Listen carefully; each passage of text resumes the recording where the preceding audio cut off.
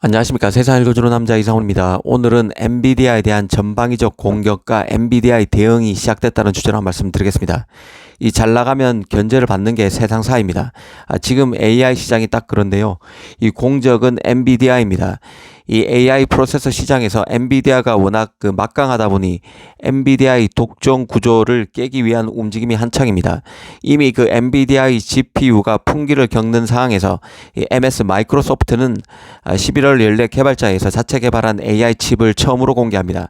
이 MS는 2019년쯤부터 이 코드명 아테나라는 AI 칩을 내부적으로 개발해 왔는데요. 현재 MS는 데이터 센터의 엔비디아 GPU인 호퍼백 H100을 쓰고 있는데 이 엔비디아 칩과 다른 자신만의 대화형 AI 기반인 거대 언어 모델 훈련 실행을 돕는 자체 칩을 개발하기 위해서 절치부심입니다. 이뿐 아닌데요. 이 오픈 AI도 자체 AI 칩을 만드는 방안을 검토 중입니다. 물론 AI 칩 개발에 막대한 투자가 필요한 만큼 오픈 AI가 실제로 자체 개발에 뛰어들지는 미지근한 평가도 나오지만 일단 이런 흐름 자체가 크게 일어나고 있다는 뜻입니다. 구글과 아마존 같은 경우도 일찌감치 자체 칩 개발에 나섰죠. 구글은 최신 AI 칩인 TPU 차세대 버전을 공개했고 페이스북 모회사 메타 플랫폼과 아마존도 자체 AI 칩을 개발 중입니다. 한마디로 빅테크들이 너도나도 엔비디아 의존도를 낮추기 위해서 혈안 힘을 알 수 있습니다. 이 엔비디아와 프로세서를 놓고 자웅을 겨루고 있는 AMD, 인텔 등도 GPU로 추격의 고삐를 바짝 조이고 있습니다. 리사수 AMD CEO 같은 경우는 최근 엔비디아에 대한 평가를 인터뷰를 통해서 내놓기도 했는데요. AI 시장에서 절대적 우위를 점한 기업은 없다고 강조했습니다. 그러면서 AI 시장은 빠르게 변화하고 있고 아직 초입 단계에 있는 상황에서 앞으로 AI 발전은 이전과 다를 것이라고 말했습니다.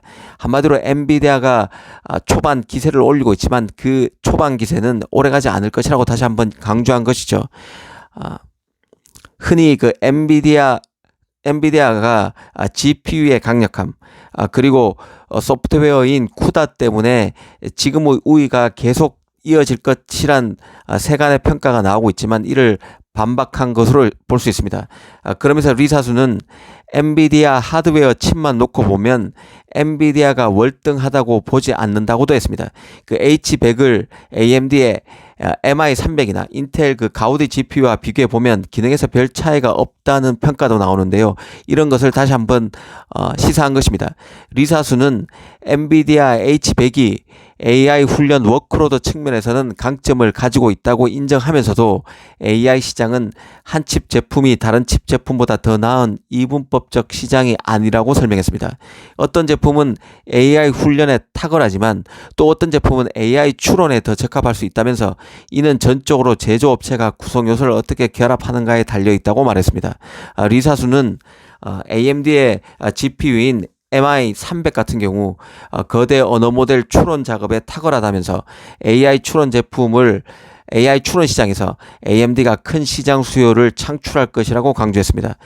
지금 엔비디아의 H100도 AI 시장이 더 커지면 특정 분야의 제품으로서 인기에 그칠 것이고 시장의 주류, 제품의 주류가 바뀌면 그 인기도 덧없어질 수 있다고 강조한 것입니다. 리사수의 쿠다에 대한 평가도 눈에 띄는데요. 리사수는 쿠다를 통한 네트워크 효과가 한계가 있다고 지적했습니다. 네트워크 효과는 사람들이 한 시장에서 선전된 기술이나 제품을 의례적으로 아무 조건 반사적으로 사용하는 것을 의미하는데요. 대표적인 예로는 MS 오피스가 있습니다. 리사수는 쿠다는 네트워크 효과를 누리기엔 불리한 조건을 가지고 있다고 했습니다. 그 불리한 조건이란 것은 너무 비싸다는 것이죠. 엔비디아의 GPU는 현재 칩당 $30,000 이상입니다. 하나로 치면 4천만 원이 넘는 돈인데요. 현재 개발에 가까운 단계에서는 이 비용이 용납이 될 수 있을지 몰라도 앞으로 많은 기업에서 AI 도입이 활발해지면 그런 높은 비용은 허들이 될 수밖에 없다고 지적한 것입니다. 특히 AI 시스템에 수천 개의 칩이 필요하다는 점을 감안하면 대규모 클라우드 플랫폼이나 기타 AI 고객은 경쟁력 있는 다른 대안을 찾을 수밖에 없다고 봤습니다. 앞으로 엔비디아 경쟁사들이 충분히 빠르게 움직인다면 엔비디아의 생태계가 더 굳어지기 전에 강력한 오픈소스 경쟁 플랫폼이 등장할 것이라고 했습니다. 여기서 그 리사수가 오픈소스 경쟁 플랫폼이 등장할 것이라고 했는데요. 인텔이나 AMD도 엔비디아 쿠다에 대적할 소프트웨어를 갖고 있습니다. 이 쿠다는 엔비디아의 GPU만 사용이 가능한 반면 AMD와 인텔의 소프트웨어는 쿠다 코드까지 호환될 수 있다는 점에서 이 포팅 기능이 장점이 될 수 있는데요. 엔비디아에 대적할 강점이 바로 포팅 기능입니다. 이 리사수는 AI 업계 경쟁은 생각보다 훨씬 더 개방적이고 그런 만큼 현재 엔비디아가 AI 분야의 선두주자이지만 향후 10년의 발전은 이전 10년간은 크게 달라질 것이며 AI 개발 방식도 변화하고 있다고 강조했습니다. 이 앞서 말씀드린 대로 모든 업체가 지금 엔비디아를 공격하고 있는 상황인데요. 그럼 엔비디아는 어떻게 대응하고 있을까도 살펴봐야 할 것 같습니다. 이와 관련해서 몇 가지 포인트를 볼 필요가 있는데요. 일단 엔비디아는 GPU 시장을 틀어진 데서 더 나가서 AI 클라우드 소프트웨어로 확장하는 움직임이 나타나고 있습니다. 엔비디아는 이미 클라우드 기반 AI 소프트웨어인 DGX 클라우드를 내놨죠. GPU에서 확보한 압도적인 시장 경쟁력을, 시장 지배력을 클라우드 소프트웨어 사업 확대로 연결시키려고 한다는 것입니다. 엔비디아가 기존 대형 클라우드 업체들을 위협하는 것으로 볼 수 있는 대목입니다. 이런 시장 구도가 어찌 보면 그 오월동주 같다는 생각도 드는데요. 엔비디아는 GPU를 넘어서 클라우드 소프트웨어로 사업을 넓히고 있고 대형 클라우드 업체들은 엔비디아 H100을 대체할, 그러니까 호퍼100을 대체할 자체 AI 칩 개발에 매진하고 있어서 그렇습니다. 자체 엔비디아와 클라우드 업체들이 엔비디아와 클라우드 업체들이 서로에 대한 의존도를 낮추기 위해서 몸부림치면서도 전략적 파트너로서 움직이고 있는 형국이기에 앞으로 시장 구도가 어떻게 변할지 예의주시해야 한다는 생각입니다. 이 또 한편 주목해야 할 게 바로 엔비디아의 야망입니다. 이 젠스랑은 항시 큰 베팅을 하는 인물로 잘 알려져 있는데요. 앤디 그로브의 정신을 구현하고 있는 인물이란 평가도 있습니다. 앤디 그로브는 편집증적인 사람이 살아남는다고 했는데 젠스랑이 그런 인물이라는 것이죠. 이 반도체 분석 매체인 세미 애널리시스는 젠스랑이 꿈꾸는 엔비디아는 인텔이나 AMD와 같은 전통적인 경쟁자와의 비교에서 우위에 서는 것, 이기는 것에 한정되지 않는다고 봤습니다. 그러면서 젠스랑은 거대 기술 기업의 반열에 오르는 것을 목표로 하고 있다면서 구글, MS, 아마존, 메타, 애플의 동료가 되고 싶어 한다고 진단했습니다. 그런 관점에서 앞서 말씀드렸던 엔비디아의 AI 클라우드 소프트웨어인 DGX 클라우드를 비롯해서 소프트웨어 업체나 비반도체 인수기업 전략을 예의주시해야 한다고도 했습니다. 그간 그 엔비디아가 보여준 공급망 장악 능력도 잘 봐야 할 포인트입니다.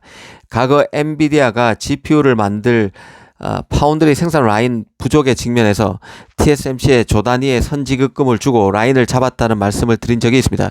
이런 게 바로 엔비디아 젠스당의 면모를 보여준다는 생각인데요. 이 배팅할 때 제대로 배팅한다는 것이죠. 지금 GPU 풍기 사태를 맞아서도 젠스당은 남다른 행보를 이어가고 있다는 생각입니다. 당장 TSMC가 이 패키징 용량 부족 사태를 맞아서 수조 원의 돈을 곧바로 투입해서 용량 증설에 나서도록 만든 게 바로 엔비디아입니다. 그리고 엠코 같은 패키징 전문 업체의 용량도 발빠르게 싹쓸이하고 있습니다. 이 고대역폭 메모리 HBM도 마찬가지인데요. 이미 엔비디아에 HBM을 납품하고 있는 하이닉스를 비롯해서 삼성과 마이크론은 HBM을 엔비디아에 납품하고자 안달이 난 상태입니다. 아시다시피 AI 칩은 메모리로 GDDR이 아닌 HBM을 쓰는 것이죠. 사실상 HBM을 D램 3사에서 선구매했다고 보는 게 맞을 것입니다. 이 파운드리도 마찬가지인데요. 이 TSMC의 패키징 용량이 부족하자 삼성과 인텔이 전공정은 포기하더라도 후공정이라도 엔비디아 웨이퍼를 처리하기 위해서, 막기 위해서 추파를 던졌습니다. TSMC는 엔비디아를 경쟁 파운드에 내주지 않기 위해 또 열심일 것입니다. 지금 상황을 개괄적으로 보면 모든 업체들이 엔비디아를 찾기 위해서 혈안입니다. 마치 AI 붐이란 성공으로 가기 위한 편도 티켓인 것처럼 모든 업체들이 엔비디아의 구애를 펴고 있는 상황인데요. 달리 말하면 엔비디아가 공급망을 쥐락펴락 흔들고 있는 상황입니다. 엔비디아로서는 시장 우위를 바탕으로 전략적 소싱을 하고 있는 상황이고, 많은 기업들이 엔비디아 이너서클에 들어가기 위해서 수를 쓰고 있는 상황으로 보면 될 것 같습니다. 앤디 그로브는 이 성공은 자만을 낳고 자만은 실패를 낳는다고 했습니다. 이 젠슨 항의 엔비디아는 칩에서도 우위를 점하기 위해 경쟁사보다 먼저 움직이고 있는 상황입니다. 이 H100, 호퍼100을 넘어서 차세대 GPU인 블랙엘, 즉 그 B100을 3나노에서 이런 차세대 GPU를 3나노에서 만들 것이라는 얘기가 계속 외신에서 지금 흘러나오고 있습니다. 일정도 이 3나노 GPU 일정도 양산 일정도 AMD, 인텔의 추격에 앞당길 것으로 보입니다. 내년 상반기에 3나노 GPU인 블랙을이 나오고 하반기에 양산될 수 있을 것이라는 얘기가 나오고 있습니다. 이런 그 엔비디아의 대응이 어떤 결과로 나타날지 주목할 필요가 있다는 생각입니다. 오늘은 AI 시장에서 엔비디아의 독점을 낮추기 위한 기업들의 절치부심 노력과 엔비디아의 대응을 이래저래 살펴봤습니다. 감사합니다.